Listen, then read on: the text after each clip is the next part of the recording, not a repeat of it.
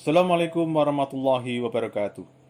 Pemirsa yang berbahagia, kali ini kita akan mengunjungi sebuah situs sejarah masa lalu yang bisa menambah wawasan kita untuk mengetahui perjalanan waktu sejarah.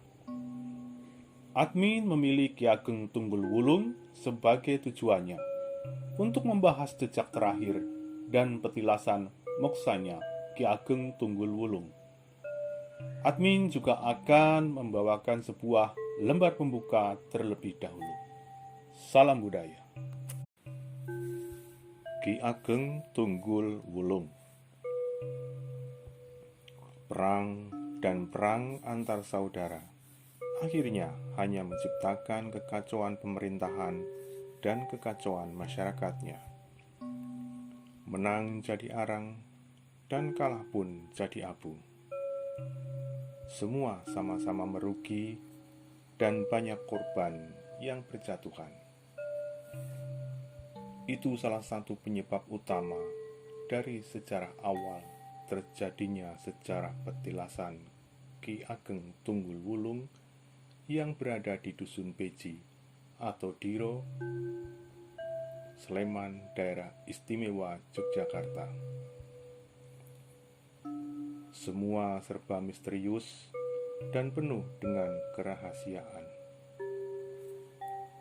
Beratus tahun kerajaan Majapahit silih berganti, dipimpin oleh raja-raja yang kuat. Namun, alam berbicara lain. Majapahit surut di masa Raja Brawijaya kelima. Perang saudara yang terus berlarut-larut terjadi.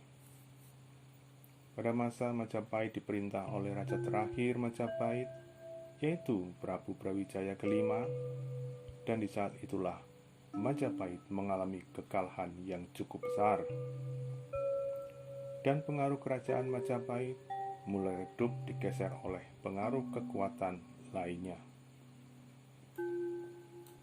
Dengan kekalahan ini, kerabat keraton Majapahit banyak yang akhirnya melarikan diri ke berbagai daerah untuk menyelamatkan diri dan membuat kehidupan baru di tempat yang baru juga.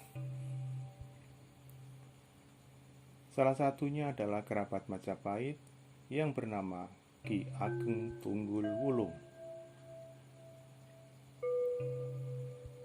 Ki Ageng Tunggul Wulung melarikan diri dari wilayah timur atau Jawa bagian timur ke arah barat hingga sampai di Dusun Beji atau Diro yang kini merupakan salah satu wilayah Kabupaten Sleman, Daerah Istimewa Yogyakarta.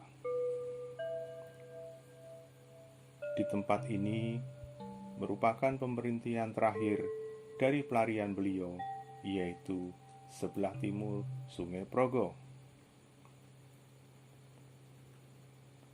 Beliau berdiam di tempat tersebut disertai istrinya, yaitu Raden Ayu Gadung Melati, beserta 7 penggawa setianya dan beberapa abdi terpercaya. Dan beliau juga disertai pula Raden Sutejo dan Raden Purworejo. Pelarian ini bersifat gajiman atau berusaha agar tidak diketahui pergerakannya oleh para pengejar atas kekalahan Majapahit. Mereka selalu menyertai perjalanan Ki Tunggul Wulung, juga abdi dalam Kinasih yang bernama Nyai Dakiah.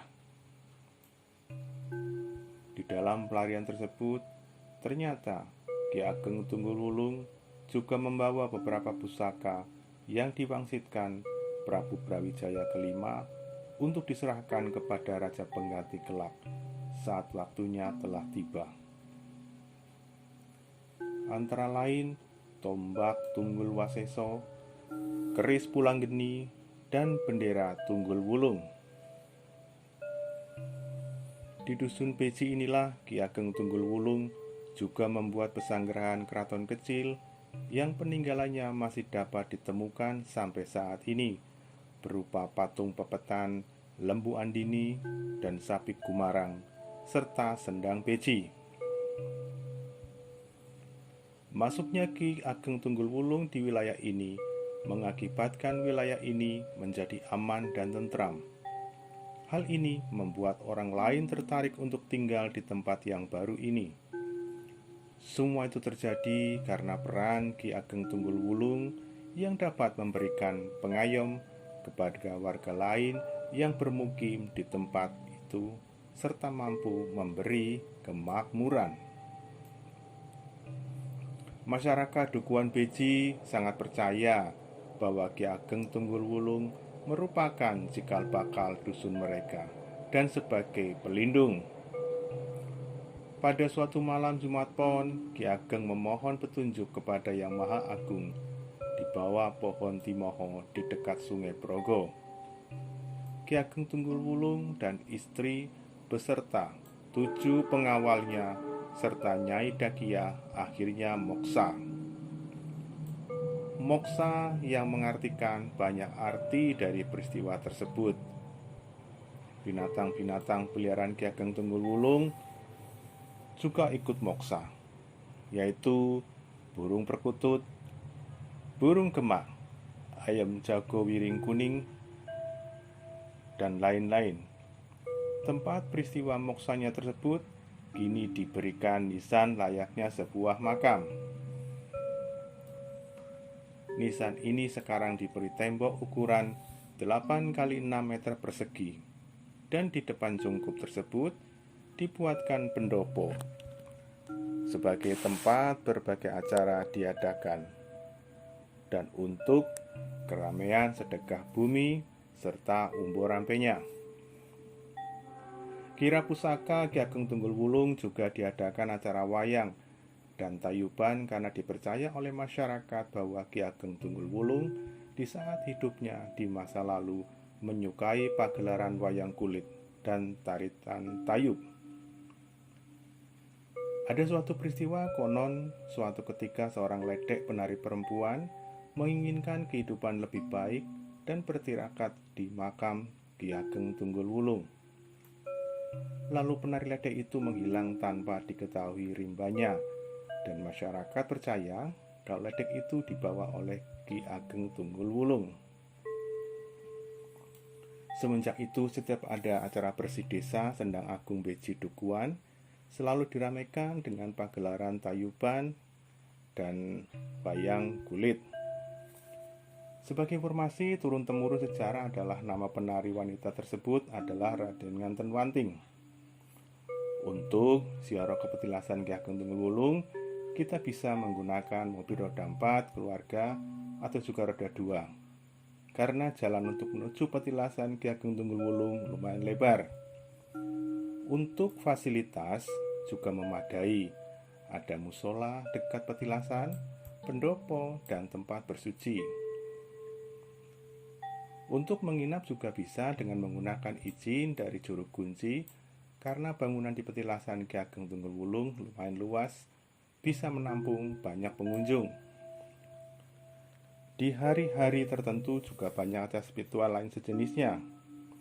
Semoga dengan peristiwa ini dan juga dengan informasi ini bisa menambah pengetahuan akan sejarah spiritual.